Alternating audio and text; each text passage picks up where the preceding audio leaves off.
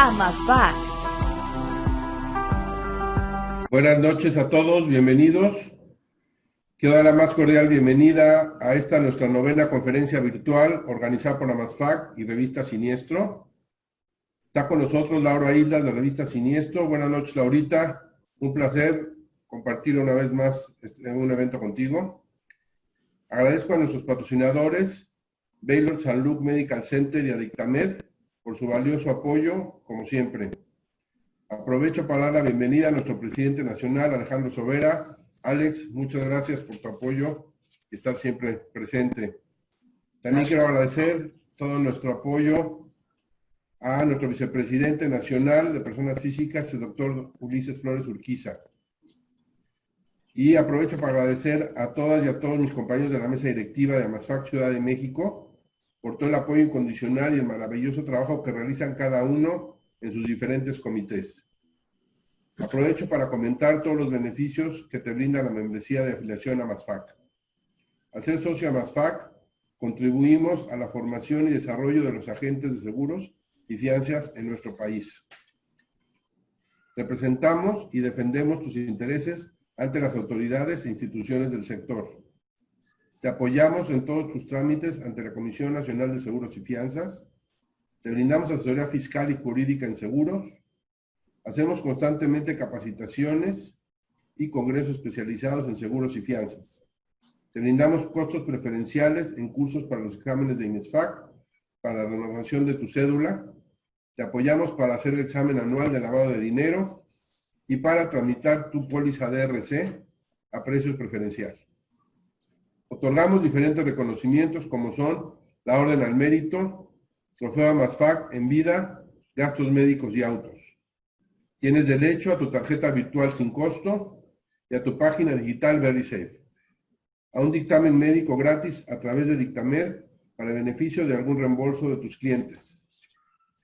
Inscripción gratuita a las 4 publicaciones de revistas y periódicos en versiones digitales.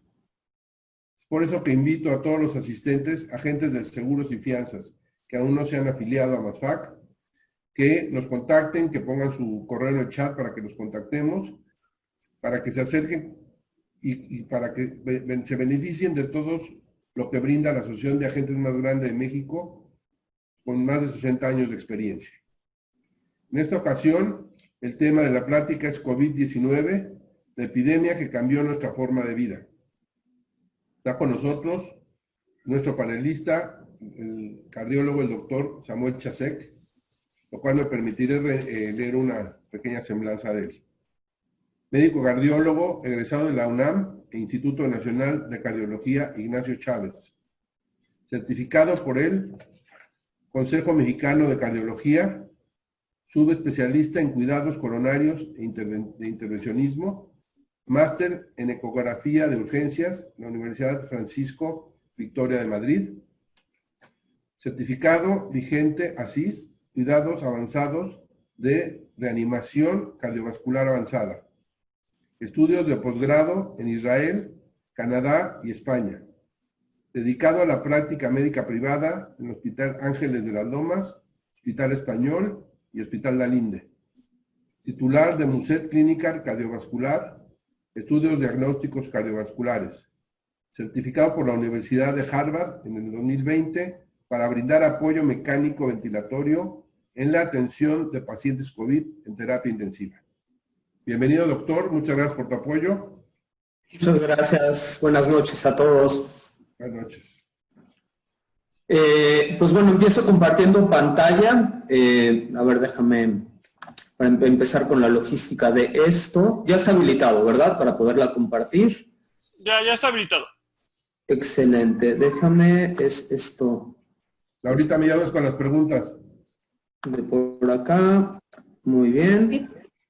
Y acá damos esto hacia acá. Pero sabes que estamos hasta el mero final. Listo. Estamos aquí con algo. ¿Ya se ve bien la pantalla? ¿La visualizan bien? Sí.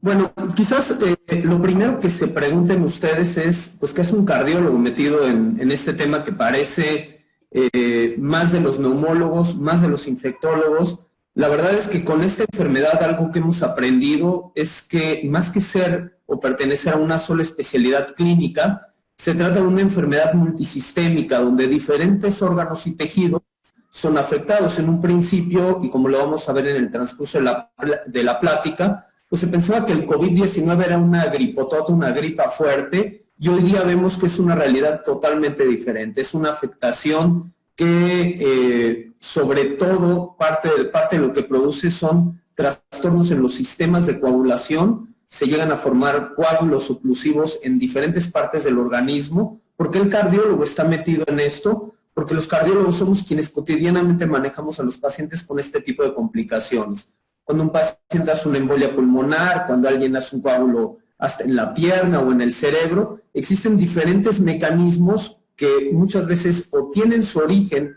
en la parte cardiovascular, o bien nosotros los cardiólogos, siendo quizás los especialistas que manejamos el mayor número de anticoagulantes en los pacientes, pues hemos jalado mucho esta área de dominio en combinación con otras especialidades. Entonces, pues bueno, derivado de la formación médica que yo tengo, de estar en el manejo del paciente agudo, el paciente de terapia intensiva, pues hoy día me ha tocado atender a muchos de estos pacientes.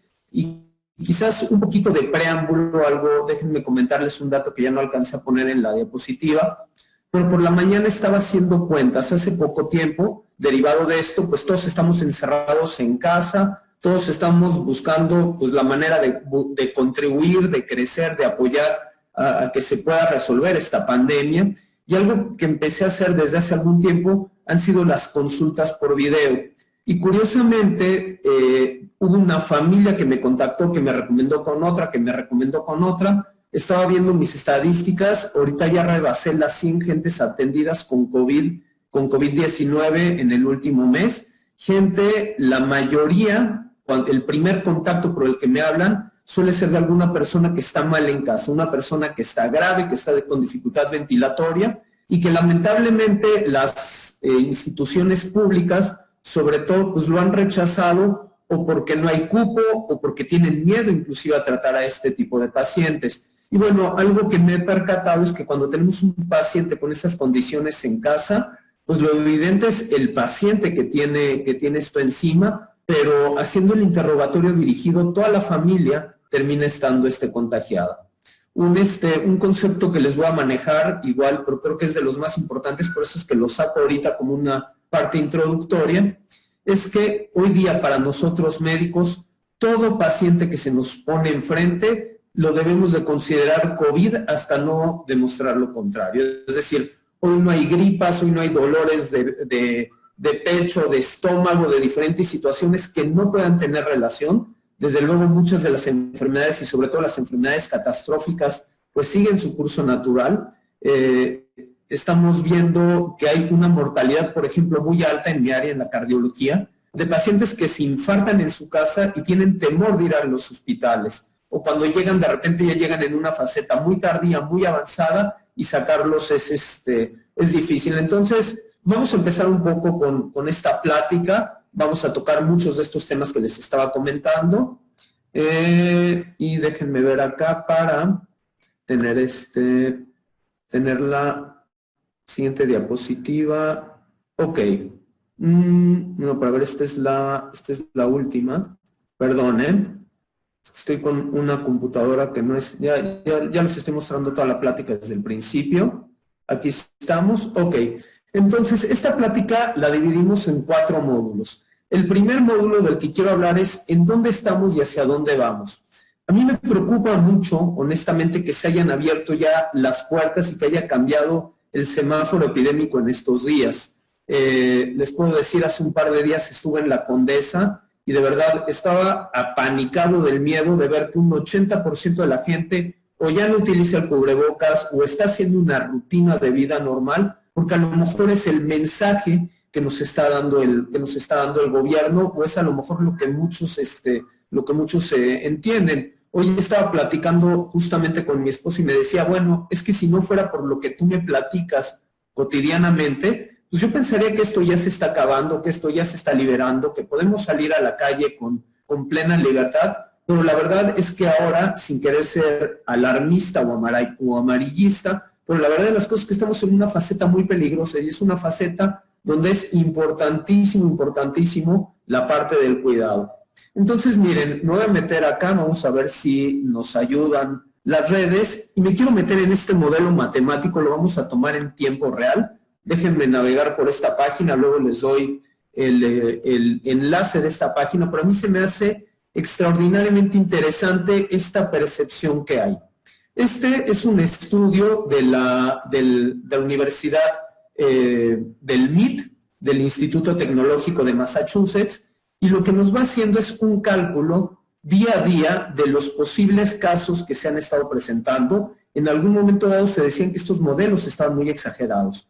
Sin embargo, si lo ven acá conmigo, pues por ejemplo vemos la curva y vemos, centrémonos hoy, el día 1 de julio. ¿Cuántas muertes tenemos proyectadas para que se den el día de hoy por esta enfermedad en el territorio nacional? Están proyectadas 644, con un máximo de 820 y con un piso, con un rango bajo de 462. Si Doctor, creo que te interrumpa, pero no se está viendo la gráfica, ¿eh?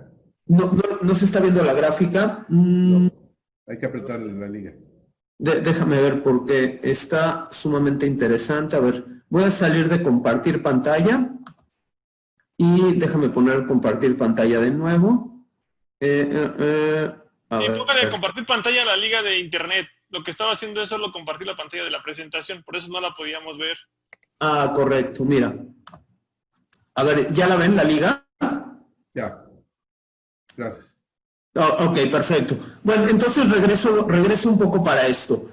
Entrando en esta gráfica que sacaron en el MIT, en el Instituto Tecnológico de Massachusetts, lo que estamos viendo es que la cantidad de fallecimientos, lamentablemente, que el modelo matemático dice que vamos a tener hoy son 644 en todo el país, con un máximo de 820 y un piso de 462. Si ven las estadísticas gubernamentales, no distan mucho de estos números. De hecho, este modelo yo le he seguido pues desde el mes de abril en que empezó a estar presente, y como ven, pues esto va subiendo. El pico máximo que tuvimos, que fue cuando se disparó la curva, y esto coincide con las estadísticas que nos da la Secretaría de Salud, pues llegamos a tener en un solo día 1092 funciones, que es una cosa terrible. Según estos cálculos, según cómo estamos para dentro de unos meses, a finales de septiembre o el 1 de octubre, vamos a tener alrededor de 90,000 defunciones.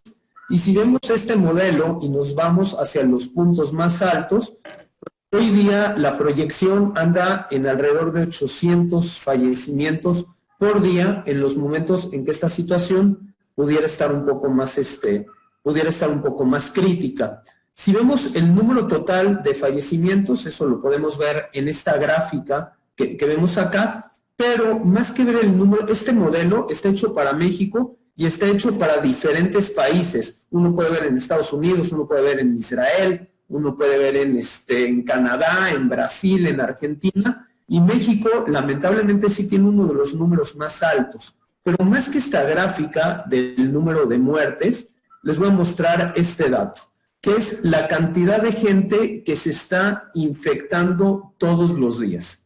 Se calcula que vamos a tener alrededor de un 5% bueno, ahorita lo que tenemos acá, vamos a ver un poco en números totales. Me voy a centrar en el día 1 de julio y para que se asusten un poco, el día de hoy vamos a tener alrededor de 100,000 contagios. La Secretaría de Salud nos da otros números. ¿Qué es lo que sucede con el COVID? ¿Qué es lo que vamos a ver eventualmente en las estadísticas que nos da el sector salud? Algo que sucede es que los cuadros graves son de repente aparatosos y uno los ve, pero la gran mayoría de la gente lo que va a desarrollar van a ser síntomas ligeros. Se calcula que un 80% de la población se va a contagiar, y cuando estamos hablando de 130 millones de habitantes, pues el 80% de la población contagiada es mucha gente. Sin embargo, van a ser síntomas leves. Y les decía, hoy día por videoconferencia atendido a pacientes muy graves en su casa que deberían de estar en un medio hospitalario, que el medio hospitalario les cerró la puerta, Y bueno, de repente veo a esta gente que está muy enferma y la familia que está alrededor, es un hecho que están todos contagiados. Sin embargo, al momento que uno hace el interrogatorio dirigido de estos, alguno cursó a lo mejor nada más con un poquito de dolor de garganta, con algo de dolor de cabeza, dolores articulares, dolores musculares y ya, en cuanto a síntomas. Y esto es lo peligroso de la enfermedad. ¿Por qué? Porque si nosotros tuviéramos a toda la gente contagiada con un síntoma evidente, a esta gente la podríamos aislar y la podríamos dejar hasta que pase la infección dentro de su casa, y si bien ellos no desarrollan síntomas, el problema es que ellos sí pueden contagiar a otros. Entonces, la persona que está conviviendo con el paciente COVID grave, que a lo mejor tuvo hace 3 días dolor de garganta o tuvo un poquito de fiebre o dolor de cabeza y ya se le quitó y como se siente bien, sale a hacer sus actividades cotidianas, esta gente es un foco de infección que puede estar transmitiendo la enfermedad a muchos de los cuales sabemos que un 20% de ellos van a desarrollar complicaciones que van a requerir de un manejo hospitalario. Van a ser una neumonía, van a ser una trombosis, van a ser alguna situación de este tipo. Si veo en el número total de los infectados, por ejemplo, que este modelo matemático está esperando para finales de septiembre, pues estamos ya hablando de una cifra de 14 millones de personas infectadas. Entonces, pues tenemos que cuidarnos. Voy a regresar aquí a la presentación, a la previa. Dejo de compartir la pantalla y me voy de nuevo a compartirles en la presentación. De hecho, vamos a hacer 2 brincos así de este tipo. Y bueno, entonces esta era la diapositiva que me interesaba mucho el presentarles. Y bueno, afortunadamente sí jaló el internet, sí lo pudimos ver. Nada más remarcando un poquito esto, pues tenemos esta situación de estas gráficas que ya les presenté de forma previa. El número total de infectados son las mismas gráficas que pudimos ver un poco en tiempo real. Si no jalaba el sistema, por eso lo tenía aquí previsto para ustedes. Y pues bueno, yéndome a lo mejor, no diría más burdo, pero sí otro tipo de encuesta, otro tipo de entrevistas. Esto lo estaba viendo en El Economista el fin de semana pasado y se me hace una percepción interesante de en dónde estamos parados con esta pandemia. Y lo que preguntan es, bueno, ¿qué porcentaje de la gente entrevistada conoce ya a alguien que haya desarrollado síntomas o que sea portador del coronavirus? Como vemos, pues la escala va subiendo. Lo que dice Consulta Mitofsky es que hoy día hasta un 68% de las gentes que entrevistaron ya saben de alguien que desarrolló el COVID. Es decir, ya no fue el que salió en las noticias o ya no es el desconocido. Y estos casos pues los empezamos a ver cada vez más y más dentro de nuestra población. Esto que sucede en Estados Unidos pues desde luego no nos ayuda absolutamente nada. Y que sucede también en México. Aquí hay dos antecedentes muy importantes. Uno, pues este asesinato terrible que se dio en Estados Unidos por un policía. Y bueno, también acabamos de pasar por un fin de semana donde estuvo la marcha lésbico-gay. Afortunadamente en México se pudo contener. En Estados Unidos la contención que hubo para este tipo de manifestaciones públicas no fue tan grande. Y pues algo que vamos a ver, me voy a meter en esta otra gráfica. Vamos a hacer lo mismo que hicimos hace un ratito. Déjenme abrir el enlace. Vamos a dejar de compartir y pasar a este enlace que les quiero mostrar. Ok, este enlace. Ok, este es un mapa que lo pueden ver en internet y que nos está diciendo en tiempo real el número de contagios que se están presentando hoy día en diferentes partes del mundo. Como pueden ver acá, pues hoy día Estados Unidos es el que tiene el mayor número de casos. Y vean cómo está el mapa. Los puntitos azules, que si a esto nosotros le damos son la incidencia de nuevos contagiados que se están presentando, pues como ven, a raíz de lo que es estas manifestaciones públicas que hubo, los contagios, sobre todo en esta parte de Estados Unidos, se dispararon de forma abismal. Lamentablemente hay otros intereses que sobrepasan al interés propiamente sanitario. Como médico, ¿cuál sería mi recomendación? Mi recomendación sigue siendo quédate en casa. uso del cubrebocas, no salgas, no te expongas, porque si bien se están cambiando los semáforos en México o en Estados Unidos está el tema electoral, que pues es muy importante para la gente que mueve los hilos de nuestros sistemas, se está descuidando la parte de salud por esta conveniencia o económica o política, y esto es algo sumamente peligroso, sumamente perjudicial. Déjenme regresar aquí nuevamente con el compartir la pantalla. Estábamos acá. Ok, entonces pasamos a lo que es, voy a mover aquí un segundito esto que me quedo acá, y pasamos a lo que es la siguiente diapositiva. Y bueno, nosotros como médicos tenemos la obligación de estarnos actualizando todos los días. Y un problema que estamos viendo o que estamos teniendo es que la información que llega a nuestras manos es información o que trata de acaparar a los medios, o información pues que trata básicamente de mover las diferentes redes en las que nosotros estamos suscritos.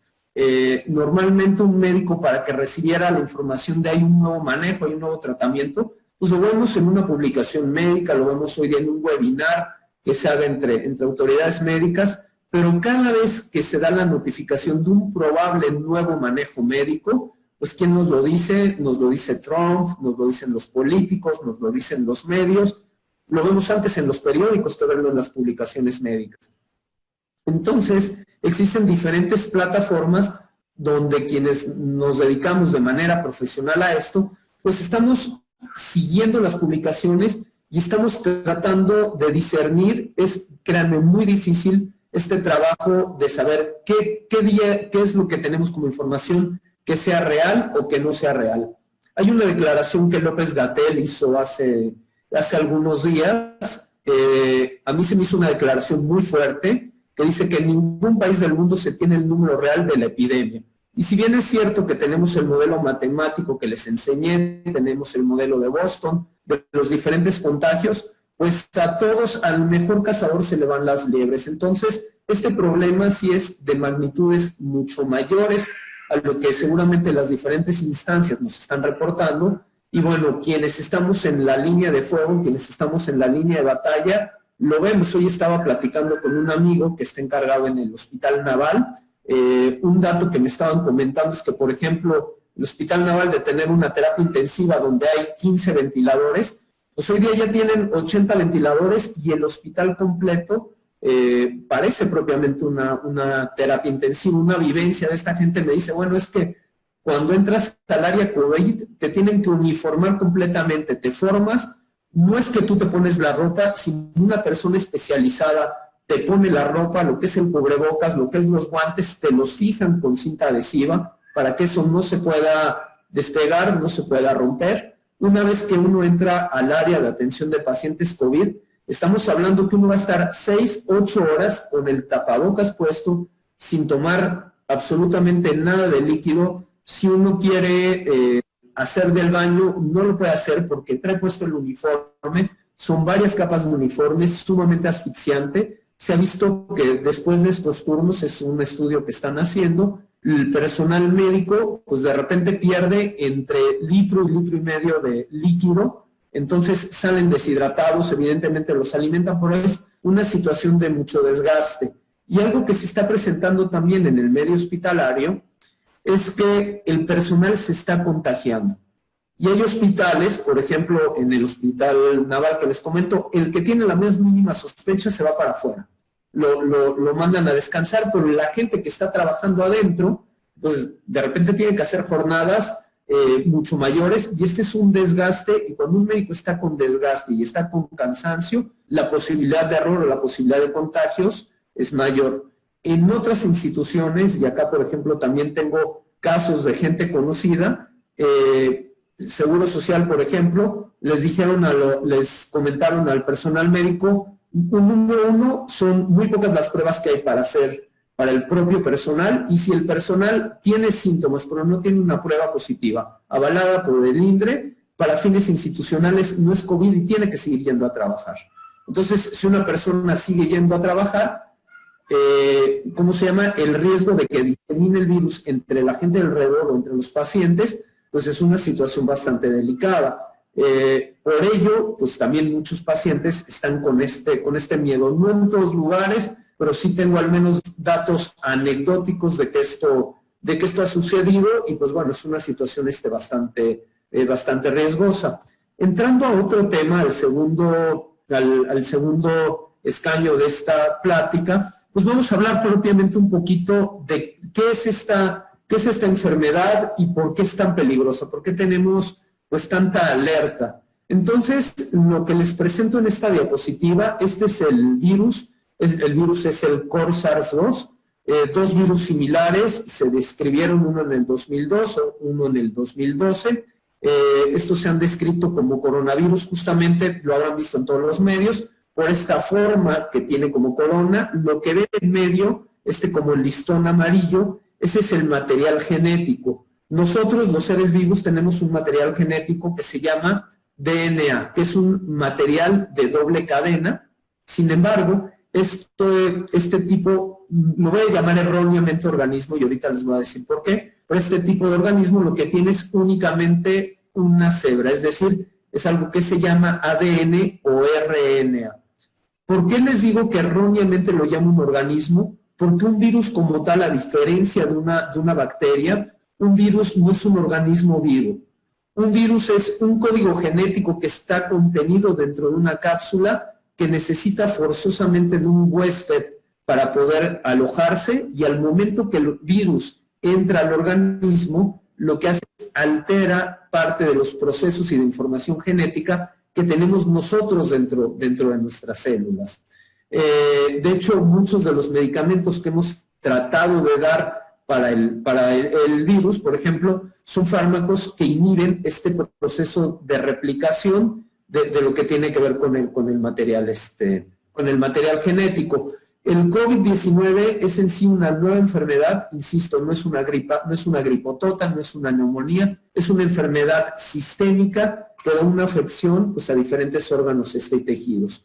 ¿Cuál es la vía de contagio? Lo que se llaman los aerosoles. Nosotros no nos damos cuenta, pero cada vez que estamos hablando, cada vez que estamos tosiendo, a lo mejor yo, por ejemplo, ahorita, para que me escuchen bien, que estoy hablando en un tono un poquito alto, lo que estoy haciendo es emanando muchas pequeñas gotitas, y esas pequeñas gotitas llegan a la gente de alrededor, duran flotando algún tiempo en el ambiente, dependiendo de qué es lo que transporte estas gotitas. Algunas pueden caer al piso, algunas otras pueden estar dando la vuelta por el ambiente, y si estas nos llegan a través de la fosa nasal o nos llegan a través de los ojos, o por ejemplo están en una superficie que nosotros tocamos y nos tocamos los ojos, nos podemos llevar la enfermedad. Por eso es que, si bien hay toda una revisión, van a poder ver un video en YouTube que hice hace como 3 meses más o menos, cuando apenas se veía venir esta epidemia, hablando sobre los diferentes tipos de mascarillas y cubrebocas que hay. Los médicos, cuando estamos frente a un paciente COVID o frente a un paciente con alta sospecha, necesitamos utilizar una mascarilla N95, que es una mascarilla que tiene un sistema de filtración muy avanzado. Se conjuntan ahí varias cosas. Número 1 es una porosidad muy pequeñita, donde, por ejemplo, moléculas que sean menores de 3 micras, que es una medida muy diminuta, no logran pasar a través de esta. Pero también lo que tienen estos cubrebocas o estas mascarillas es una carga electrostática, en la cual, si llega el virus que tiene cierta carga eléctrica y está en contacto con un cubrebocas que está íntegro, lo que vamos a tener es que la repele. ¿Qué es lo que ha sucedido, por ejemplo, en muchos centros? Que los cubrebocas N95, que hoy día no se encuentran por ningún lugar, pues los someten a diferentes procesos de esterilización o de lavado. Al momento que un N95 se lava, pierde parte de esta capa electrostática, y si, por ejemplo, la permeabilidad o la seguridad que nos da es que nos impide el paso de un 95% de las partículas contaminantes, a lo mejor después de una lavada o estar en contacto con agua, pues esto puede ir bajando al 80, 70, 60%. Las mascarillas quirúrgicas o los cubrebocas que vemos cotidianamente, o hasta los cubrebocas de tela que hoy día están por todos lados, definitivamente no son para uso en un área de pacientes COVID, pero sí son para el uso de un área en general. Si un paciente tiene COVID y, por ejemplo, está hablando, así como yo estoy hablando, en un tono alto, y en ese momento está emanando estas pequeñas gotitas, todas las gotitas se van a quedar en el cubrebocas. Entonces, algo que hemos visto es que una persona que trae puesto un cubrebocas disminuye de forma importante la cantidad de virus que puede diseminar y esto está protegiendo a los demás. Y si las dos personas, les voy a enseñar una gráfica un poquito más adelante, si las dos personas portan un cubrebocas, la posibilidad de contagio es muy baja. Esto se hizo en diferentes países europeos que han librado bien la parte de la pandemia. Nos costó a nosotros mucho trabajo llegar a esta conclusión, pero la verdad hoy día es que hasta que no tengamos un tratamiento, no tengamos una vacuna, pues vamos a tener que acostumbrarnos a que el cubrebocas es un aditamento adicional en nuestra vestimenta y es algo con lo cual pues va a ser importante protegernos. ¿Por dónde entra el virus? El virus entra a través de, les decía, conjuntivas, fosa nasal y llega hacia estos receptores. Podríamos de esto tardarnos horas y horas platicando, así lo hacemos en los círculos médicos. Pero estos receptores AC2 son receptores que tienen las células que se encuentran en los pulmones, pero que se encuentran también en diferentes partes del organismo. Prácticamente todos los vasos sanguíneos contienen este tipo de receptores y en todos ellos se puede pegar el virus. ¿Por qué tiene especial importancia este receptor AC2 de la enzima convertidora de la angiotensina, que es lo que esto significa?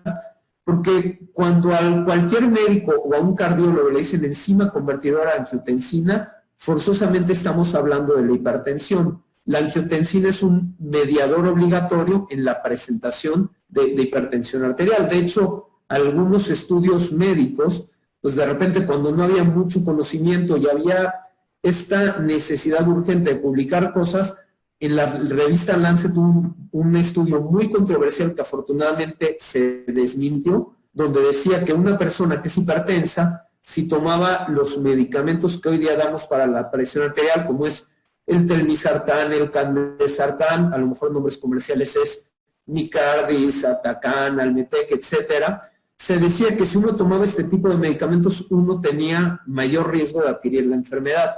Al cabo de un tiempo se vio que esa fue una mentira absoluta y al contrario, los pacientes que son hipertensos sí tienen un mayor riesgo para el desarrollo de complicaciones por COVID cuando adquieren la enfermedad o el contagio, pero son los hipertensos que no tienen un buen control. Si yo tengo un paciente hipertenso que con estos medicamentos, los que les comenté, candesartán, telmisartán, olmesartán, etcétera, lo logro llevar a un buen control, lo que estoy haciendo es disminuyendo las posibilidades de que se pueda complicar. Entonces, hoy día a nosotros cardiólogos se nos ha venido muy fuerte la carga de trabajo. ¿Por qué? Porque si un paciente estaba medio bien controlada, ahorita no hay de otro, ahorita necesito que esté en valores perfectos de control, justamente para disminuir las posibilidades de tener alguna adversidad por el COVID.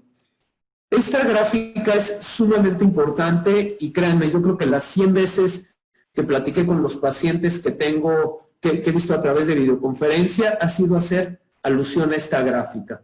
¿Cómo se presenta la enfermedad? Uno adquiere el contagio, uno adquiere el virus y lo primero que el virus produce es un daño propiamente modulado por el virus. Por eso se ve como este triángulo azul, que de repente la gráfica o el pico se va haciendo más puntiagudo, porque lo que en principio nos estorba o nos molesta es el virus, que es un virus muy sigiloso, logra barrer lo que son muchas de las defensas primarias del organismo, se mete hasta la cocina propiamente en el organismo, en los neumocitos, en los pulmones, se mete hasta las células más distantes y empieza a producir alteraciones. El organismo tarda tiempo en darse cuenta de esto. Y una vez que se da cuenta, empieza lo que es este triángulo rojo que ven acá, que es la respuesta inflamatoria. El problema que hay con la respuesta inflamatoria es que el organismo se da cuenta de que está esta situación adversa, viene la respuesta inflamatoria y la respuesta se va haciendo cada vez más y más y más fuerte, llegando a una situación muy grave que puede llamarse una tormenta de citocinas. Una tormenta de citocinas es cuando todo lo que es el ejército, miren, así se lo platicaba yo a un paciente. Les decía, las defensas son como un ejército dentro del organismo. Y las citocinas son las cargas, son las balas que están disparando. Entonces, algo que sucede con los pacientes es que empiezan con el proceso infeccioso, el organismo no se da cuenta, de repente el organismo se empieza a dar cuenta, empieza a lanzar los mediadores inflamatorios que hay para combatir al virus, pero de repente en nuestro sistema de defensas todos disparan al mismo tiempo. Y lo que es la respuesta inflamatoria exagerada es lo que termina dañando al organismo. Los pacientes que están mal, los pacientes, muchos de los que están en terapia intensiva, que tenemos que intubar, que hacen procesos de coagulación en diferentes partes del organismo, no es tanto el virus lo que les está afectando, sino la respuesta inflamatoria exagerada del propio organismo que se está dando. En cierto momento se había hablado de que cuando uno empezaba, y esto es cierto, cuando uno está empezando con manifestaciones de COVID, no hay que dar antiinflamatorios. ¿Por qué? Porque si damos antiinflamatorios o de manera preventiva podemos disminuir un poco nuestras defensas.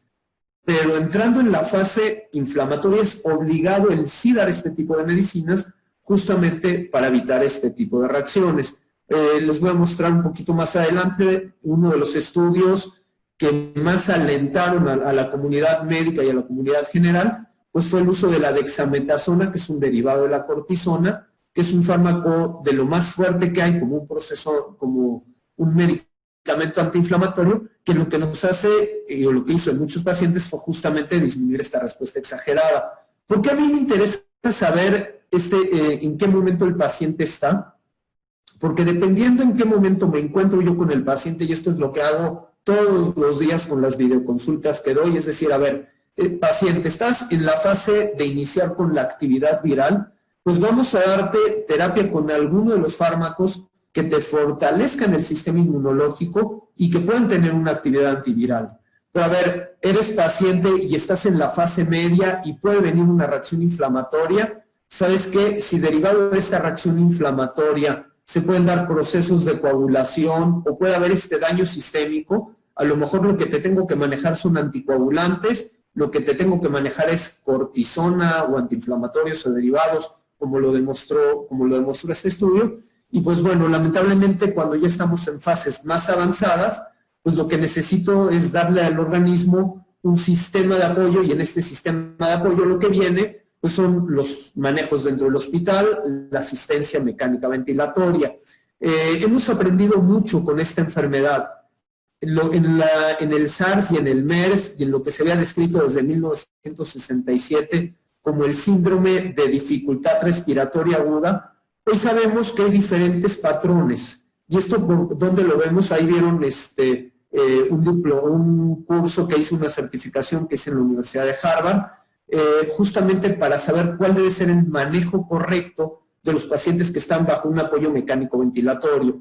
Y hoy día sabemos que los pacientes pueden tener un pulmón que está completamente rígido o un paciente que está conservando sus propiedades de elasticidad. ¿Por qué para mí es importante? Porque si yo tengo un paciente que lo tengo en una terapia intensiva con un ventilador y tiene un pulmón que tiende a ser rígido, si yo lo que hago con el ventilador es tratar de meter aire a mucha presión, lo que voy a hacer es dañar más al propio pulmón. Es decir, y esto yo lo he platicado mucho en diferentes foros, tener una cantidad inmensa de ventiladores no es la solución de esto. La solución es poder actuar en facetas más tempranas, y sí, cuando estamos en una faceta más avanzada, necesito tener un ventilador, y no de los diferentes modelos que con un bajo costo se han tratado de hacer o de elaborar para dar un apoyo al paciente. Necesito un ventilador que me pueda medir todas las curvas de presiones, de volúmenes, de toda una serie de cosas para saber si el paciente está teniendo un pulmón rígido, y si le meto yo una presión fuerte, le estoy produciendo yo un daño mayor y necesito manejar otros parámetros, o si el paciente tiene una situación habitual. En la parte baja de la gráfica, por ejemplo, ahí les pongo, y esto lo voy a manejar un poco más adelante. Por ejemplo, en la parte media lo que vemos es que baja la saturación de oxígeno. La saturación es cuando nosotros le ponemos al paciente estos aparatos de dedal y medimos la concentración de oxígeno. Hay diferentes cambios, por ejemplo, un paciente que llega conmigo y me dice, bueno, me voy a hacer la prueba, mi respuesta es, ¿sabes qué? Espérate un momento. Antes de la prueba, lo que para mí es importante es la clínica. Si un paciente ha convivido con pacientes COVID y tiene síntomas COVID, honestamente yo no necesito la prueba. En este punto sí estoy parcialmente de acuerdo con la Secretaría de Salud de no hacer pruebas masivas, aunque el director de la Organización Mundial de la Salud en algún momento dio esta información de test. Hay que ser muy cauto porque también interpretar mal estos resultados es algo que nos puede llevar a este problema. Como les decía, influenza y COVID son enfermedades completamente diferentes. A lo mejor sí la vía de entrada es la vía respiratoria, pero mientras en influenza tenemos un cuadro muy característico de fiebre, la persona que está enferma lo vemos de lejos y ya sabemos que lo trae. Con el COVID no es así, sino hasta que avanzan más los síntomas. De hecho, algo que les puedo decir de esta enseñanza que yo he tenido con este número importante de pacientes dándoles una consulta distante, es simplemente con escuchar el patrón de la tos. La tos que hacen los pacientes COVID no es una tos bronquial, no es una tos dura, es una tos ronca, sino es una tos que tiene una acústica muy particular que uno ya cuando agarra un poquito de colmillo, un poco de callo, de lejos uno escucha toser al paciente y dice, esto es COVID, y le empieza uno a rascar y uno da con el diagnóstico. La medicina, les decíamos que pues algo con lo que estamos batallando hoy día es con toda la mala información que tenemos en los medios. Nosotros, como médicos estructurados, sabemos que tenemos que hacer una medicina basada en evidencias. Sabemos que la medicina es una ciencia, pero también es un arte. Esto nos lo decía pues, el fundador del instituto donde yo me formé, Ignacio Chávez, allá en el Instituto Nacional de Cardiología, y es algo que todos los días se transmite a los médicos en formación. ¿Y qué es medicina basada en evidencias? Es medicina basada en un sustento que lleva una metodología. Nosotros podemos tener alguien que haga una medicina basada, a lo mejor en su experiencia propia, y dice, mira, yo no leo artículos, pero de lo que yo he visto con 20 años, esto es lo que se debe de hacer. Puede ser que a lo mejor esté dando resultados correctos, pero no está haciendo el tipo de medicina que es adecuado a este médico. Es importante conjugar el tomar la información, el tener la parte de la experiencia. No se vale hacer medicina basada en ocurrencias, esa definitivamente no. En muchos sectores, por ejemplo, yo puedo tener 10 fármacos que a lo mejor le ayudan al paciente, pero vivimos en México, vivimos en un país que tiene muchas carencias y a lo mejor lo que yo le estoy dando a mi paciente no es lo mejor, pero es lo que tengo. Y si es lo que tengo, pues de no darle nada, ayudarle a lo mejor un poco con esto, si tengo una evidencia de que esto puede ayudarnos. Entonces, ¿qué es lo que termino haciendo? Termino haciendo una medicina basada en existencias y como ven, pues hay muchas variantes. Hay médicos que a lo mejor no leen todos los días o no están metidos en estos, pero a lo mejor un colega le dijo, oye, a mí me está funcionando tal o cual medicamento y voy y se lo doy, pero lo que deberíamos hacer todos los médicos es estar puestos al día, conjuntar lo que es nuestra experiencia personal, conjuntar lo que es el intercambio de información con los colegas y pues bueno, también tener en mente de que la medicina pues es un arte y una ciencia matemática cuadrada y las variables que presentan los pacientes pues son muchas, ¿no? Cuando nosotros queremos hacer esta medicina estructurada, en esta pirámide pueden ver ustedes cómo la parte basal es lo más básico que hay en la investigación. ¿Cómo yo determino que un medicamento lo puedo utilizar en una persona? Pues primero tengo que hacer estudios en laboratorio. Primero tengo a lo mejor una caja de Petri donde tengo un desarrollo bacteriano, por así llamarlo, y le pongo antibiótico 1, antibiótico 2, y veo si uno le pega al otro. Esa es una medicina en una faceta experimental, o empezar con experimentos en modelos animales, pese a toda la situación que hay con protección animal, y lo entiendo y lo avalo en muchos casos, pero bueno, esta es de la faceta básica de la investigación. Después que tenemos reportes de casos, y esto lo tenemos en la literatura, yo traté a 20 pacientes, a lo mejor sin llevar un protocolo, pero tuve una observación de que el paciente tuvo esta respuesta, pues lo comparto con la gente. o opiniones de expertos. Estudios retrospectivos es cuando yo digo, ok, vamos a analizar en el hospital del mes de mayo a junio ingresaron 60 pacientes. Entonces vamos a tomar los expedientes y vamos a comparar los resultados del laboratorio con uno con otro y vamos a darnos un curso clínico. Estudios prospectivos es hacer lo mismo pero a futuro, a decir, no voy a meter ningún cambio experimental, pero a lo mejor en todos los pacientes que lleguen al hospital les quiero tomar radiografías en 3 proyecciones diferentes. Y al cabo de 2 meses voy a ver cuál es la proyección que más me pudo ayudar. Lo que es la joya de la corona, aquí son los estudios que se llaman randomizados doble ciego. ¿Qué es un estudio randomizado doble ciego? Que es lo que nos hace una falta terrible hoy día para poder manejar a los pacientes COVID. Es, yo voy a tomar 2 poblaciones, a la población número 1 le voy a dar el tratamiento A y a la población 2 le voy a dar el tratamiento B.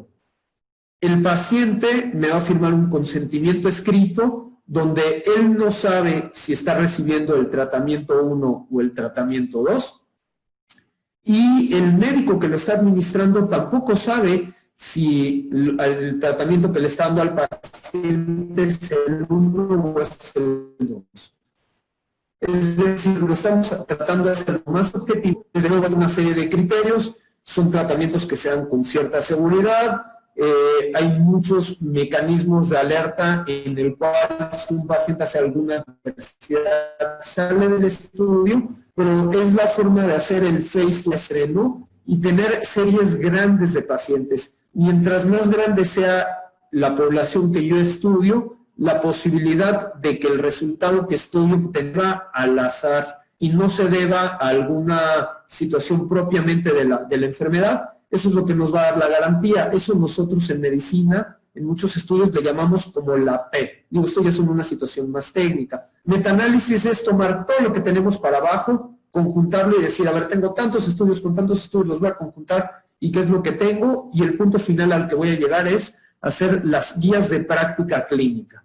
Que esto es lo que me tiene que orientar cómo manejar a los pacientes. ¿Qué tenemos hoy día? Tenemos hasta el nivel azul y empezamos a tener algunos estudios en el nivel verde. Tenemos, por ejemplo, guías de práctica clínica, sí, que nos dicen, ok, los hallazgos en una radiografía en un paciente van a ser estos. O tenemos ya muchos datos de cómo evoluciona la enfermedad. Por el poder dar hoy por hoy un tratamiento, la verdad es que no tenemos todavía esta evidencia y es algo que nos hace mucha falta. Como les decía, tomando un poquito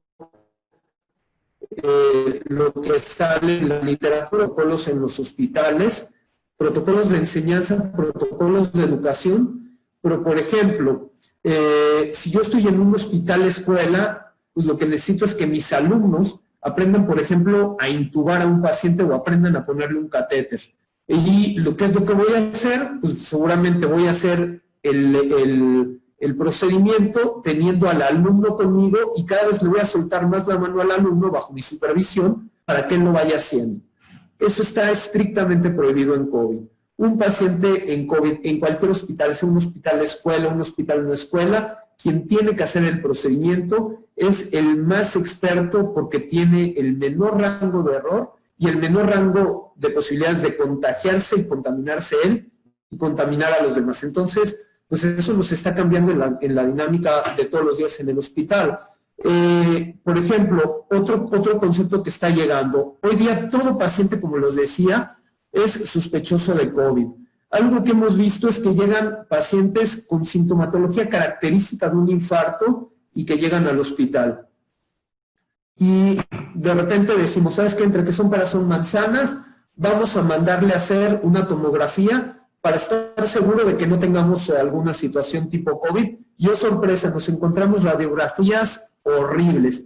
Entonces, todo paciente que llega, por lo que llega al hospital, el protocolo que estamos haciendo en el Ángeles de las Lomas es, si llega cualquier paciente, así sea una urgencia médica, lo primero que hacemos es, lo ingresamos en un área intermedia. En esta área intermedia le vamos a hacer una prueba de PCR, que es la prueba útil, no la prueba rápida, una prueba de PCR de raspado nasal para COVID, el resultado lo voy a tener hasta después de 6 u 8 horas por la metodología propia que requiere esta prueba, pero le voy a hacer una tomografía también del tórax.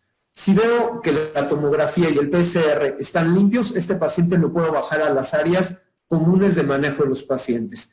Si me sale algún dato acá adverso, el paciente lo voy a pasar al área COVID.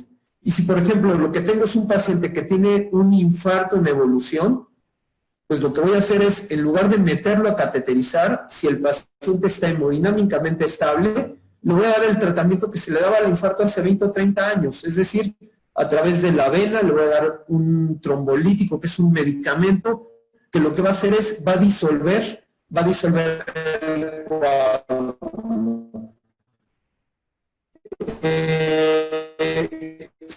Sabemos que tienen el tratamiento médico, pero sí, lamentablemente la mortalidad que estamos teniendo por proteger al paciente, por proteger al hospital, por seguir los protocolos, pues de repente, si es que no nos gusta mucho, pues es una parte obligada con esta pandemia. Ven ustedes estos datos interesantes de lo que ha sucedido. Por ejemplo, en febrero del 2020, tengo los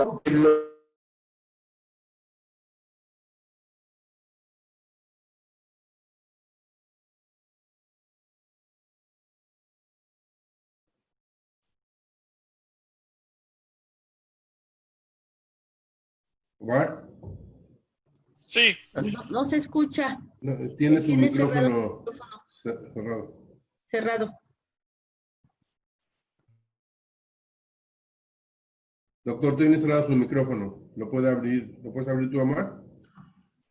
¿Ya Ya me está. escuchan?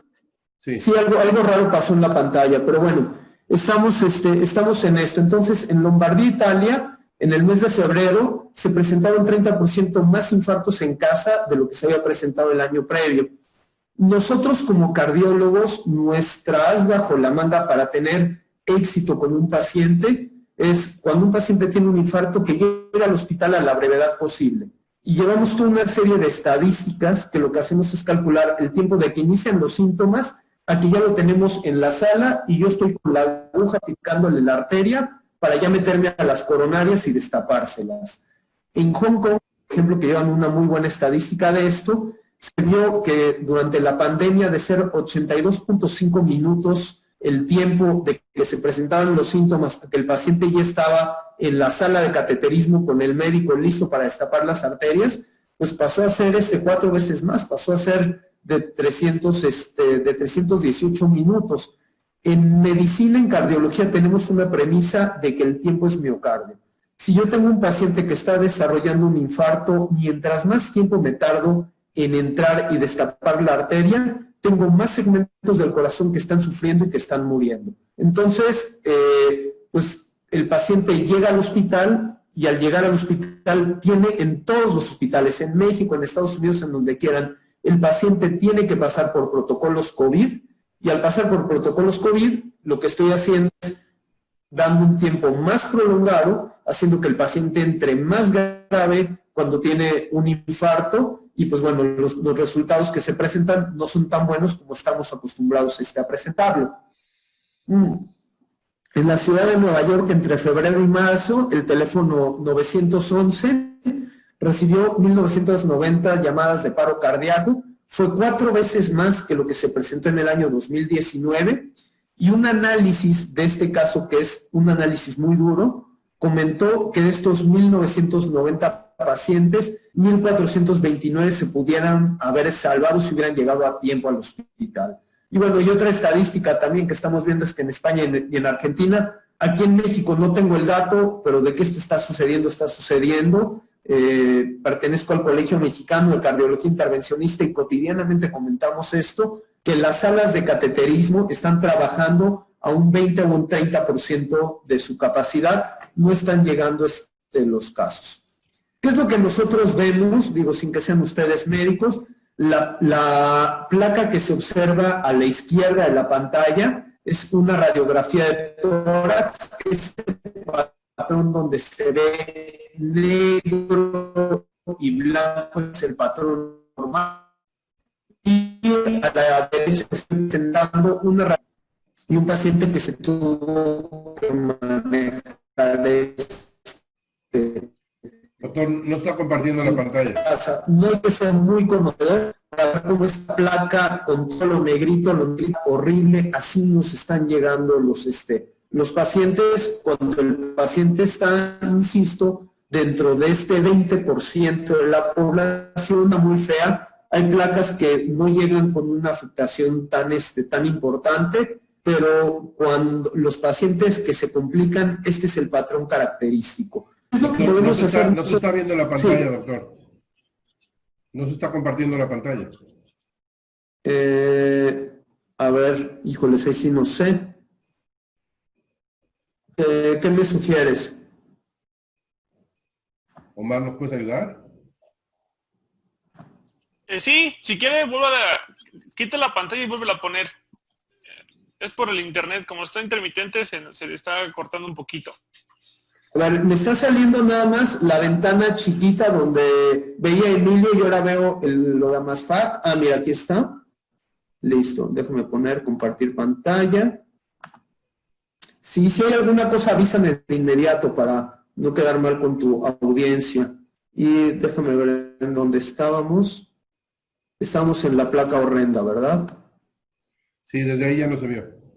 Mira acá, ya nos vamos a ir un poquito más rápido, que ya vi que ya nos pasamos un poquito en tiempo. Pero bueno, esta es una placa, así como les comento, déjame ponerla acá, que se ve pues con una afectación muy importante. Cuando yo tengo un paciente que está en su casa, y esto me ha pasado con población sobre todo de bajos recursos que está en provincia, y lo que tengo es una camarita de un celular, tengo cuando mucho un oxímetro de pulso o tengo un termómetro. Entonces, estos tienen que ser pues mis indicadores que me den una idea de en dónde estamos parados con la parte de los pacientes. Es un manejo, créanme, muy difícil. Veo que ya andamos un poquito colgados de tiempo, pero los estudios más importantes que tenemos que hacer con los pacientes es una biometría hemática, un dímero D, ferritina y PCR. Estos son marcadores inflamatorios que nos dicen el paciente cómo está. Voy a ir un poquito más rápido con esto. Bueno, esta la voy a pasar. Este es un punto que ha generado mucha controversia. Cuando un paciente se contagia de COVID, sabemos que forma anticuerpos en la fase temprana posterior al contagio. De hecho, si le quiero dar al paciente un tratamiento con lo que se llama plasma convaleciente, el plasma convaleciente es, por llamarle así, el suero del paciente que ya pasó por COVID, que tiene defensas contra COVID, y que si este suero yo se lo inyecto a un paciente que está en el momento agudo, le puedo ayudar a disminuir la parte de la enfermedad. Sin embargo, para yo poder tomar el suero convaleciente de un paciente, lo tengo que tomar entre los días 28 y 35, que es cuando tiene el pico más alto, porque después de este tiempo, lo que hemos visto es que la cantidad de anticuerpos empieza a disminuir, e inclusive se piensa que puedan llegar a desaparecer. Entonces, si una persona, por ejemplo, tiene un proceso infeccioso, tiene varicela, por ejemplo, en los niños, y una vez que presenta la varicela, ya sabemos que si ese niño está en contacto con otro niño con varicela, su riesgo de adquirir la enfermedad es muy baja porque tiene anticuerpos. Sin embargo, una persona que tuvo COVID no está exento de poderla volver a adquirir una, otra y otra vez al cabo de cierto tiempo, porque no tenemos una evidencia de que esto hoy por hoy deje una inmunidad. Se piensa que sí, no lo hemos podido en todos estos meses de la pandemia corroborar, entonces se tiene que proteger tanto aquel a quien no le ha dado la enfermedad como aquella persona que ya se protegió porque puede volver acá. Esto es algo muy grave, es algo muy crítico, es algo que desde el principio se postulaba y pues bueno, la verdad es que hasta que no tengamos un tratamiento o una vacuna, pues esta va a ser nuestra nueva normalidad en muchas facetas. Les decía de las pruebas, aquí saqué esta entrevista prácticamente del periódico Excelsior, donde dicen el Estado debe realizar pruebas masivas COVID-19. 89% de la población dice que sí, yo me uno al 11% de la población que decimos que no. El diagnóstico tiene que ser clínico, el diagnóstico tiene que ser sintomático, las pruebas se tienen que hacer confirmatorias. Ahí ahorita ya no nos va a dar tiempo de verlo, pero si se meten a YouTube y ponen mi nombre, doctor Samuel Chasek, números en la pandemia, hay un video donde explico justamente todo esto con mucho lujo de detalles, qué son las pruebas falsas positivas, falsas negativas, cuál es el error que podemos tener. Una sugerencia que yo les diría es, el mercado está inundado lamentablemente de pruebas piratas de gente que está buscando hacer un negocio y que te dicen, mira, la prueba que te vale 3,000 pesos en el hospital, yo te la consigo en 400, 500 pesos, y es una prueba chafa, es una prueba pirata. Y es, o sea, el punto más importante cuando uno tiene una prueba, y esto en cualquier faceta en medicina, es qué voy a hacer con el resultado de esa prueba. Y si a mí me dan una prueba pirata, una prueba chafa, si me dicen qué voy a hacer, lo voy a tirar a la basura y voy a seguir manejando a mi paciente clínicamente. Y cuando sea el momento indicado, sí le voy a solicitar el PCR, que es el raspado nasal, que es sine qua non la prueba que hoy día es la que debe de prevalecer, y quizás cuando pase la epidemia y ya se haya presentado esta situación de inmunidad de rebaño y la gran mayoría de la población sospechemos que sí se haya contagiado, en ese momento va a ser útil hacernos una prueba rápida para saber si desarrollamos o no anticuerpos y a lo mejor adquirimos o no adquirimos el virus. Pero ahorita este es un tema muy controversial.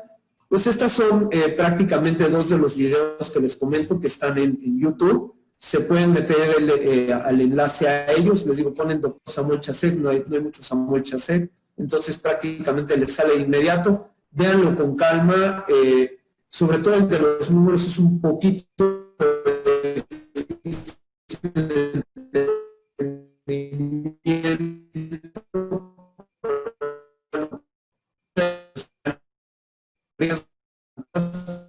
puede ser de utilidad.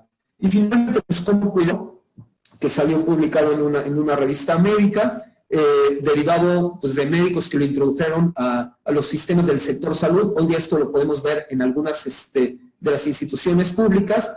Y vean, por ejemplo, si nosotros tenemos una persona que es portadora de COVID y tenemos una gente que tiene nada más un cubrebocas, la protección que le va a dar el cubrebocas normal, el sencillito, el quirúrgico, el de tela, es de un 30%, es decir, tenemos un 70% de posibilidades de contagio. Si nosotros tenemos que la gente que está enferma tiene un cubrebocas y la persona que no está enferma no lo tiene, la posibilidad de contagio, vean, se baja al 5%. Y si nosotros tenemos ambas personas que están utilizando el cubrebocas, la posibilidad de contagio es muy baja. Y bueno, los N95, como les comentaba, ya es para el equipo médico. Entonces, consejo, cubrebocas, así como este hombre de la OMS dijo, pruebas, pruebas, pruebas, yo les digo cubrebocas, cubrebocas, cubrebocas, en todos lados. Las medidas de higiene, la sana distancia. Se está abriendo la economía, insisto, se está abriendo por situaciones económicas, por situaciones políticas. Médicamente yo no lo considero todavía una situación adecuada, una situación apropiada. Nos tenemos que seguir cuidando básicamente. Y bueno, esta es la revisión que les comentaba sobre las mascarillas quirúrgicas. Esto cuando empezaba en China, me parece que tiene fecha de publicación febrero o marzo, pero hace una semblanza de las principales diferencias que tenemos entre las mascarillas, los respiradores N95. Si tienen oportunidad, se los aconsejo. Y pues bueno, esto es el tema de la hipertensión, ya lo habíamos platicado un poquito. Tengan cuidado con esto. Dentro de todo lo que hay en la literatura médica, todos los pacientes me hablan y me dicen que les están dando las gotitas mágicas, las gotitas milagro. O créanme que tanto me lo han mencionado y me he puesto a buscar por todos lados. Hoy por hoy no tengo una evidencia médica en mano. Si alguien tiene, ahí está mi correo, ojalá me la pueda enviar.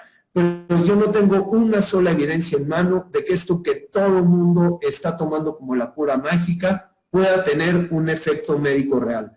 El dióxido de cloro es un derivado de cloro que se utiliza para esterilizar instrumental médico. Dentro de los estudios que está haciendo el Instituto de Salud Pública de Estados Unidos, hay un estudio de 20 pacientes en que se sugirió darles dióxido de cloro a este grupo de pacientes. Iniciaron la fase de tratamiento y luego el estudio se suspendió y no sabemos nada de esto. Entonces, si me lo preguntan, es algo que yo definitivamente le doy el no absoluto a los pacientes con este tipo de situaciones. Tengan mucho cuidado, traten de hacer caso más a lo que dicen los médicos. Los médicos tratamos de buscar evidencias serias, fundamentarnos. Miren, ustedes manejan seguros y yo soy un médico que está en convenio con muchas aseguradoras. Y yo sé, por ejemplo, que para las mismas compañías aseguradoras, si yo le doy un tratamiento porque se me ocurrió, el seguro me va a decir, ¿sabes qué? No te lo pago. Pero si yo al paciente le estoy dando un tratamiento y el seguro no me lo quiere pagar, si yo encuentro la base en la literatura donde digo, ¿saben qué? Esto, la FDA, aquí está la carta donde me lo aprueba, en ese momento el seguro me lo paga. Entonces, ellos hacen una medicina basada en evidencias por conveniencia económica, nosotros lo hacemos por una conveniencia humanitaria. Entonces, pues es algo que tenemos que tener en mente. Les decía, pues rápidamente, estos dos estudios que salieron. Este es el estudio que salió con la dexametasona, y bueno, se vio que a los pacientes cuando estén en una fase avanzada, si les damos el manejo con este grupo de fármacos, pues podemos disminuir la mortalidad. Ahí tienen los grupos cuando el paciente está grave, cuando el paciente está intubado, la podemos bajar del 41 al 33%. Un paciente que no se intuba y que resuelve esto, la mortalidad la podemos bajar en 5 puntos porcentuales. Y bueno, en un paciente no grave no es necesario utilizar dexametasona. Lo que vimos es que con este estudio, utilizando dexametasona en el momento apropiado, podemos reducir una muerte de cada 8 pacientes o una muerte de cada 25 pacientes, dependiendo la faceta en la que nos encontremos. Y este medicamento, híjoles, aquí yo voy a ser un poquito contracorriente. El Remdesivir, que se postula como la gran maravilla norteamericana para poder dar una solución al COVID. ¿Qué es lo que se hizo? Se comparó pacientes que se les dio este fármaco contra no darles nada. Y bueno, lo que se vio realmente es que el tiempo que estuvo el paciente en el hospital, en lugar de estar intubado durante 15 días, estuvo intubado durante 11 días, pero ya yendo con un poco más de detalle, se vio que los pacientes que no tomaban el medicamento eran un grupo de pacientes que estaban un poco más graves. Entonces, esto se quiere postular, como todo el mundo quiere sacar el medicamento que diga, yo tengo el bueno, yo tengo el que sirve, y pues bueno, aquí hay muchos intereses. Evidentemente, pues todavía no lo tenemos en México. Cuando lo tengamos, pues la evidencia que hay con nosotros, con un estudio randomizado, es que sí lo tendremos que utilizar, pero sabemos que no es la panacea, sabemos que no es la cura mágica, sabemos que lo que nos va a hacer es a lo mejor disminuir el tiempo de estancia en hospital, no tanto disminuir mortalidad. Uno, cuando lee los estudios, y esto lo escuchaba de algún comentarista en radio, es que bueno, una cosa es cuando sale la noticia y otra cosa es cuando uno se pone a leer el cuerpo completo de la noticia, y aquí es algo con lo que tenemos que ser muy cautos. Pues bueno, la última parte me la traté de echar con un poco de mayor velocidad. Yo estoy Samuel Chasek, cardiólogo. Si requieren cualquier cosa, estos son pues mis datos de contacto. Y bueno, no sé, Emilio, andamos un poquito colgados de tiempo, pero si ustedes no tienen inconveniente, a lo mejor podemos dar algún tiempo para preguntas, algo breve, como ustedes digan. Sí, claro. Gracias, doctor. Si gustas dejar de compartir la pantalla, por favor. Tenemos, Laurita, ¿tienes algunas preguntas tú o quieres que yo tenga algunas? Pues viene una, Emilio, de las primeras que hicieron hace un ratito. Dice, dentro de los protocolos de servicio de salud público, ¿ya consideran a los coágulos que atacan esta parte? Fue como de las primeras. Sí, claro. De hecho, miren, yo me desenvuelvo básicamente en el medio privado.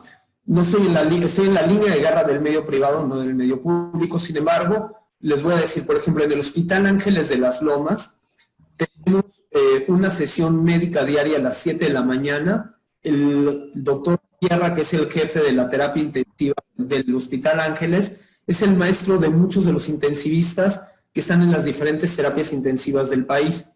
Entonces, tenemos una sesión conjunta donde nos conectamos, de repente somos 20 hospitales conectados, hay alumnos de este doctor que les comento que están en Estados Unidos, en Massachusetts, gente que está en España, y se hace algo muy rico, porque más que tener los informes de lo que nos están dando las autoridades de salud, les puedo compartir un poco la experiencia de lo que está sucediendo en la vida real en estas sedes.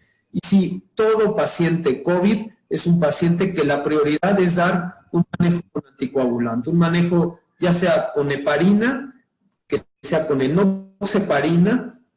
Ya hay 2 anticoagulantes que se utilizan en el medio privado, no están autorizados todavía para esto. Yo en lo personal, por similitudes y haciendo uso, no al que decimos de los estudios randomizados, dobles ciegos, sino tomando un poquito más esta faceta de expertise, lo empiezo a manejar en los pacientes externos. Pero si todo paciente COVID, cuando ya deja de ser una fase leve y empieza a ser una fase un poco más importante, es muy importante pensar en los coágulos y pensar en los anticoagulantes para esto. Bien. ¿Tienen más preguntas, Laurita? Muy bien. Sí, hay otras preguntas en el chat. Dice, soy Carolina Bersunza. En personas con hipertensión y problemas en circulación, ¿qué complicaciones han presentado contra una persona sana? Sí, tenemos una mayor incidencia de eventos tromboembólicos, es decir, de esta formación de coágulo, y lo que hemos visto es que son pacientes que tienen estancias hospitalarias más largas y pues tienen una mayor mortalidad, los pacientes hipertensos descontrolados. El paciente hipertenso controlado, no hay una estadística que nos diga que va más o que va menos, pero lo que les puedo decir de la experiencia personal es que el hipertenso controlado le ve igual que aquel que no es hipertenso. Bien. Gracias, doctor. Hay otra persona que pregunta, ¿en qué momento es adecuado ir a... Se le fue la señal. Sí. ¿Me escuchaste? Yo sí escucho, ¿me escuchan? Sí. Miren, les voy a decir, doctor. yo justamente estaba platicando con un paciente que tiene ya una neumonía por COVID y que está con cierto grado de disminución en la saturación.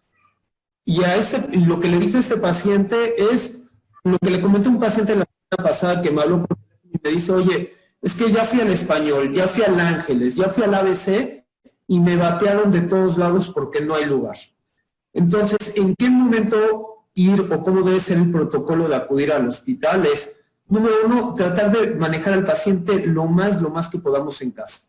Pero si en cierto momento dado vemos que con el oxígeno suplementario no estamos logrando tener los niveles adecuados de oxígeno, o que el paciente está haciendo arritmias, que el paciente tiene algún desvanecimiento, que el paciente tiene fiebres que son persistentes, que no bajan, en ese momento yo les diría, más que ir y presentarse en urgencias del hospital, es hablar por teléfono con el médico y en conjunto con el médico hablar a los diferentes hospitales y decir, a ver, tengo un paciente con estas características, ¿tengo lugar? Sí, voy para allá.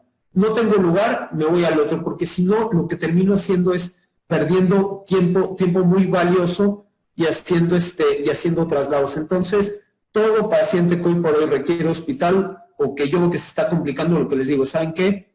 Márquenle por teléfono o márquenle a su médico, hay que hablar a los diferentes hospitales y en donde haya cupo, ahí vamos, y bueno, tratar de hacer, la verdad, las medidas máximas en casa. Esta semana que se abrió la economía, lo comentábamos en la sesión del hospital de hace unos días, el hospital al menos en Ángeles Lomas, de 4 días para acá se saturó. Ya veníamos, sí, con una incidencia de casos menor, y de repente se nos vino para arriba, y ahorita van a estar saturados los sistemas hospitalarios. Entonces, tratemos de manejar tempranamente las complicaciones y evitar que el paciente llegue al hospital.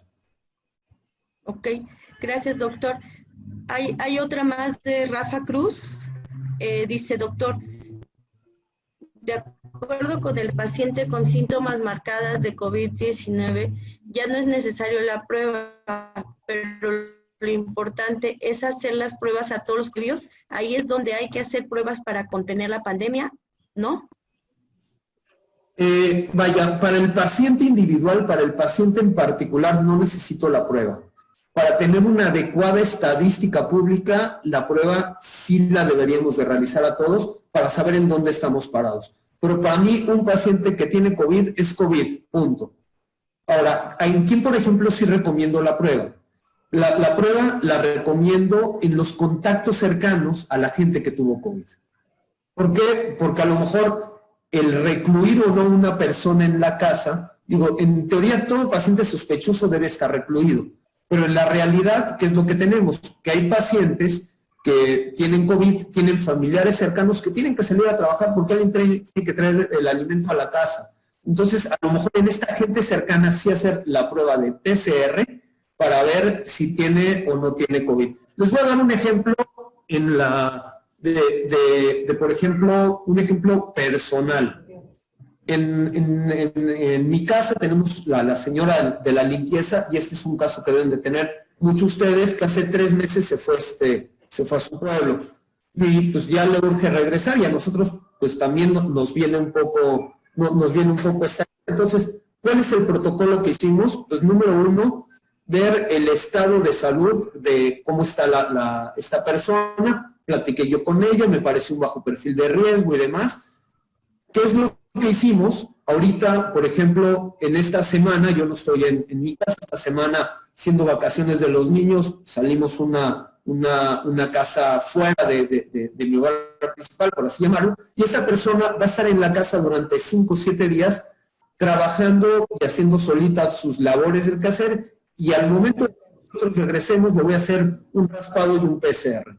Y si veo que pasaron los 7 días, pasó un periodo adecuado, tenemos el PCR, y el PCR me da negativo, ya me va a dar la confianza de que esta persona que viene a mi núcleo, que ha estado aislado, que la puedo meter con confianza. Entonces, pues, son cosas que uno se las tiene que ir ingeniando. Ahí es cuando a mí me parece conveniente pues, hacer este tipo de pruebas. Yo tengo algunas preguntas, Laurita. Dice, ¿qué pasa con la indicación? ¿Qué pasa con la indicación de inmunoglobulinas? ¿Y tiene algo que ver el tipo de sangre? Mira, sí. Con el tipo de sangre, últimamente se ha platicado mucho, se ha dicho que el tipo O positivo tiene una menor incidencia de complicaciones que el tipo AB, pero algo que tenemos que definir hoy por hoy en medicina es qué tanto lo que estamos viendo son asociaciones o son fenómenos de una causa y un efecto demostrado. Y te voy a dar el ejemplo más burdo, pero que me parece útil.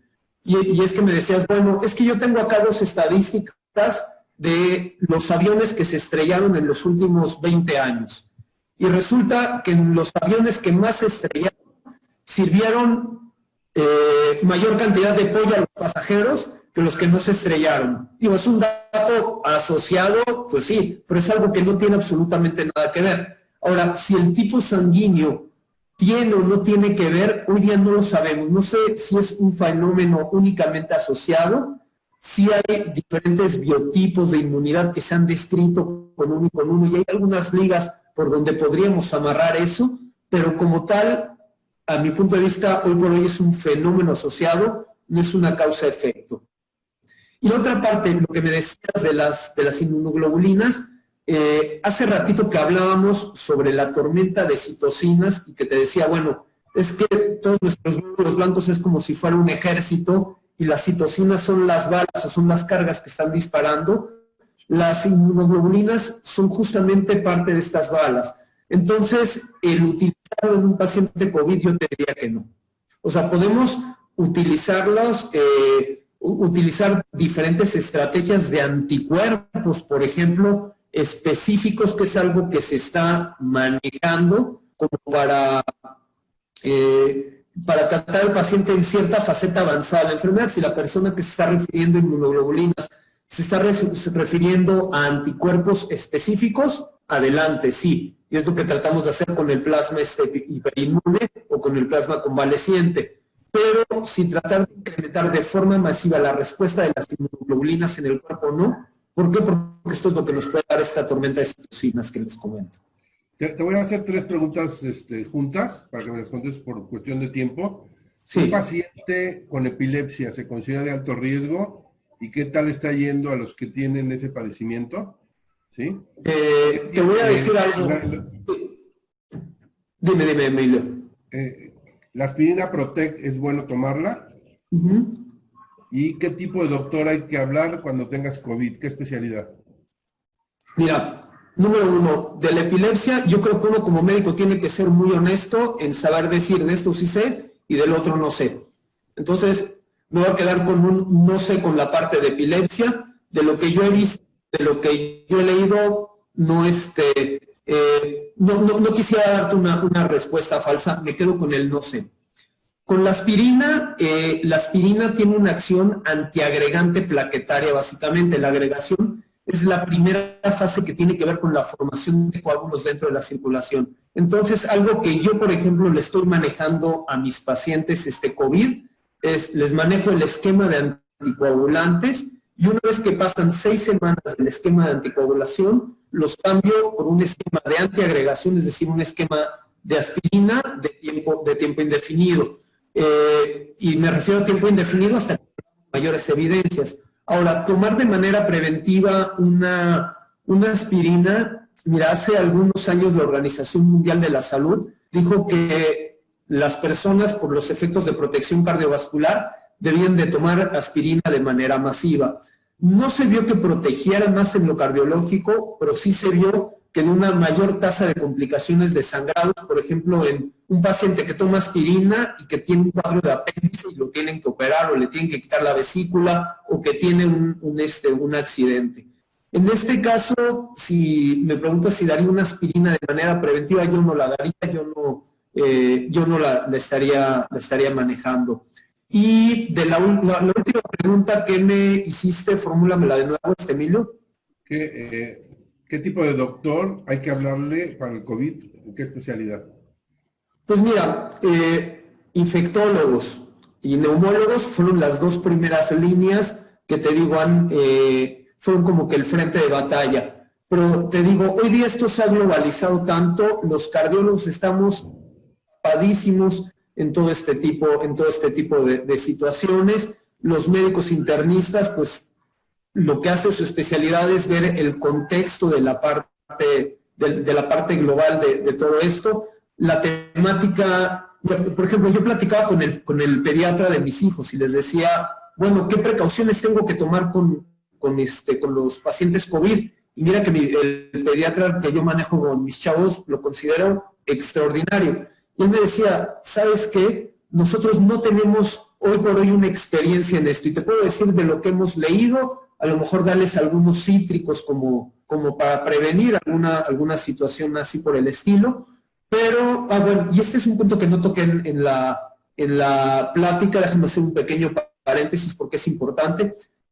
Yo he sido por muchos años enemigo de estarle dando a los pacientes vitaminas, todo este tipo de cosas. Cada vez que alguien me ha llegado y le he dicho, bueno, mira, si comes bien, la verdad es que todo eso lo vas a orinar. Pero hoy día que tenemos esta fase del COVID, hay mucha evidencia que dando buenas concentraciones de vitamina C, de vitamina D, de algunos antioxidantes, podemos fortalecer nuestro sistema inmunológico y hacer tanto que si adquirimos el COVID, que la respuesta inicial no sea tan severa o que la tormenta de citocinas la podamos disminuir. Pero retomando tu pregunta, ¿a quién consultaría? Al médico que tenga experiencia con COVID. Si yo fuera paciente, hablaría con mi médico de cabecera y le diría, oye, ¿has manejado pacientes con COVID? ¿Tienes experiencia con pacientes con COVID? Dime, ¿cuántos pacientes ya manejaste? Oye, eres el tercero que manejo. Bueno, híjoles, gracias. O sea, yo creo que a esta altura del partido, a 6 meses que tenemos la epidemia, hay un grupo muy grande, multidisciplinario, entonces, ¿con quién? Con quien tenga la experiencia y el conocimiento. Bien. Y bueno, va Laurita.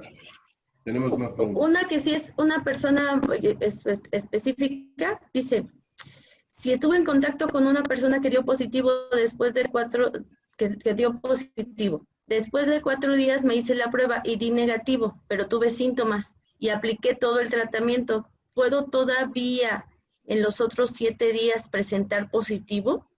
Y Sí. vuelvo a tomar tratamiento. Y si Sí. puedo hacer ejercicio, si tiene el virus, si ya me siento mejor.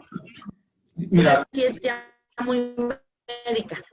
no, pero el segundo punto es Muy de alguien que buenísimo, pero déjame tomar el primer punto. Las pruebas tenemos resultados falsos positivos y falsos negativos. Entonces, lo que les digo, lo que debe de reinar es la clínica.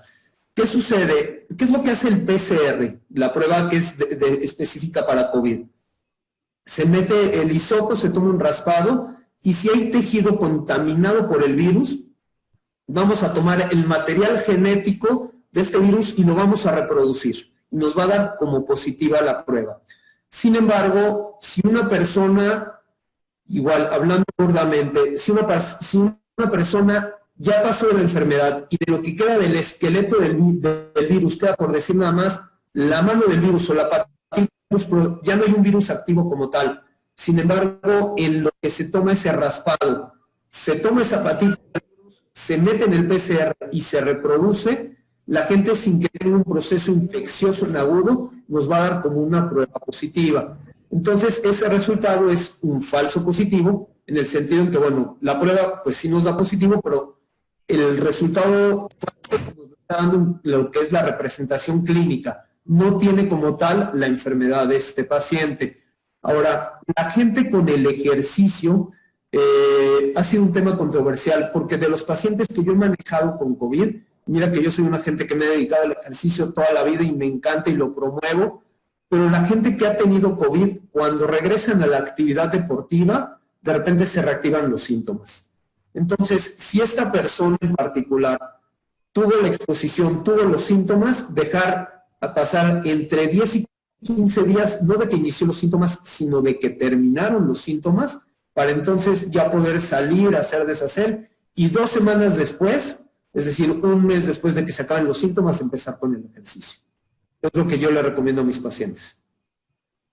Gracias, doctor. Yo ya no tengo más, Emilio. A ver, yo unas cuantas más. Dice, el uso de mascarilla en todo momento debe ser cuando está uno fuera de casa, ¿verdad? Depende con quién conviva uno en casa, ¿no? Lo que comenta el gobierno, hay suficientes camas. ¿Es verdad o tú cómo lo ves? Lo que pasa es que no es lo mismo tener una cama hospitalaria que una cama útil dentro de un hospital. Y te doy el ejemplo del Ángeles de las Lomas. En el Ángeles de las Lomas puede llegar el paciente con COVID y estamos saturados, no hay lugar. Y cuando te pones a ver, tienes 3/4 partes del hospital con camas vacías, porque no hay nadie ahí hospitalizado, pero la sección que está destinada para COVID es una sección que está llena. ¿Qué es lo que se hace en las instituciones que tienen así un poco más de conciencia? Es decir, bueno, a lo mejor yo sé que de estos pacientes que tengo internados, tengo 40 y de estos 40, 10 se me pueden complicar y pueden requerir de un ventilador. Entonces, si yo quiero hacer una práctica buena, una práctica ética, y vienes conmigo a un hospital de paga donde quieres tener absolutamente todo, si te me complicas, te tengo que dar la posibilidad de poderte conectar a un ventilador. Entonces, de nada me sirve tener 20 camas y que el paciente se me complique y que si se me complica no le puedo dar un ventilador, o déjate el ventilador, porque el ventilador es un recurso que uno puede comprar. Si no tengo al personal médico especializado para manejar los ventiladores, hacer una formación muy intensista es algo que se lleva años y años para tener el callo, para saber qué cosas es lo que uno tiene que subir, bajar, mover, hacer, deshacer. Tratar de agarrar un grupo de médicos generales, darles un curso de capacitación rápida y pretender que se vuelvan intensivistas, creo que va a llevar a muchos errores. Entonces, no es lo mismo, o sea, uno puede tener muchas camas y esto puede salir en la estadística, pero lo que yo necesito son camas que verdaderamente le puedan resolver al paciente la problemática, y camas que verdaderamente le puedan resolver la problemática al paciente. Estamos con un déficit tremendo. Terapias intensivas llenas. Bien. Pues muchas gracias, doctor. ¿Alguna otra pregunta tienes, Laurita? Solo una que está en el chat y una mía personal. Dice, ¿cuánto tarda en presentarse el primer síntoma cuando te contagiaste? Y por lo general, ¿cuál ha sido este síntoma? Mira, el primero suele ser de 5 a 7 días, más o menos, y los pacientes pueden presentar un poco de ardor faríngeo, presentan dolor de cabeza, pero quizás lo más característico es que el paciente pierde el gusto y pierde la percepción de los olores. Y ya de ahí se empiezan a derivar toda una serie de síntomas. Doctor, y esta pregunta es mía. Ya el martes se llevaron al primer paciente vivo en donde hay pues varios departamentos, se lo llevaron en ambulancia. Y Sí. entonces, yo tomo todas las medidas de siempre. ¿Habrá medidas adicionales? Porque obviamente pues hay áreas comunes, ¿no? Exacto. ¿O hay algo en particular que pudiera hacer? Mira, de las áreas comunes yo, por ejemplo, te voy a decir, los sitios de mayores riesgo, sobre todo pues en estos edificios de muchos pisos, de muchos departamentos, son por ejemplo los elevadores. Una sugerencia es, si puedes subir por la escalera, tratar de subir por la escalera, bajar siempre por la escalera, que es algo que, a menos de que haya una limitación física, no nos cuesta trabajo. Quien tenga una limitación, pues ya es otra temática. Y si te subes a un elevador, tratar de subirte al elevador solito, porque el elevador es un espacio cerrado, donde si la persona que está o que estuvo fuera portadora de COVID, este es un lugar donde uno lo puede tomar. El virus, dependiendo la superficie en donde está, puede vivir desde unas horas hasta 48, 72 horas. Entonces, ¿qué es lo que yo te sugiero? Pues tener los espacios con una adecuada ventilación, estar sanitizando, estar limpiando pues prácticamente todo, y aunque sea el vecino, tratar de evitar el contacto. Mucha gente se ha contagiado recibiendo el paquete de Amazon, de Mercado Libre, de la correspondencia. Entonces, si esto de todo aquello que recibimos, limpiarlo y cuidarlo, pues es parte de estos cuidados que debemos de tener. Perfecto, gracias, doctor. Gracias, doctor. ¿El Lysol sirve? Es la última pregunta que nos están haciendo aquí. Pues mira, Lysol es un poco de alcohol con aromatizantes, es una baja concentración. Mira, yo no le daría todas mis apuestas a que el Lysol me va a proteger, pero en un área donde de repente estuvo alguna gente que no confío en echar un poquito, no creo que me haga daño, pero no es algo a lo que le daría todas mis apuestas. Bien, pues muchas gracias, doctor. Gracias. Samuel Chasek. Agradezco mucho, la verdad muy interesante tu aportación, tu plática, tus conocimientos. Y agradezco yo en nombre de Amazac Ciudad de México y mi amiga Laurita de Revista Siniestro. Agradecemos el que nos hayas apoyado de esa manera y la verdad muy interesante. Veo que la gente se mantuvo hasta el final, de alguna manera. Buenísimo. Muy interesante, les interesó mucho. Quiero agradecer a nuestro presidente Alejandro Sobera. Alex, muchas gracias por estar aquí con nosotros una vez más, por apoyarnos, a Ulises Flores, también vicepresidente de Personas Físicas, y pues muchas gracias a todos por participar, por estar con nosotros. Los esperamos en otros eventos. Buenas noches. Buenas noches. Gracias, doctor. Gracias, Emilio, Laura, todos, hasta luego. Gracias, Alex. Gracias, Alex. En Amazfag creamos valor para ti.